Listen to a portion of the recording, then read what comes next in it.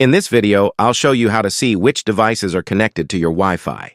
I'll be demonstrating this on a mobile phone, but the steps also work on a computer. First, open the Settings app on your phone and tap on Wi-Fi. Then, tap the information I button next to your Wi-Fi network.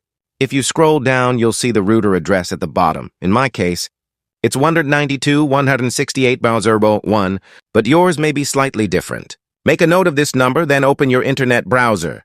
In the address bar, type in the router address you just noted down and press Enter. If you see a warning message, tap Show Details, and then select Visit this website to continue. You'll now be taken to your Wi-Fi router's login page. Here, you'll need to enter your router username and password.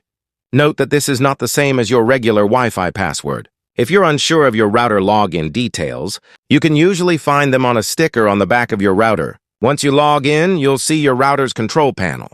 On my router, the connected devices appear right on the home page. Yours may look slightly different. But you can usually find this information by clicking on Connected Devices or Device List on the left-hand menu. And that's it.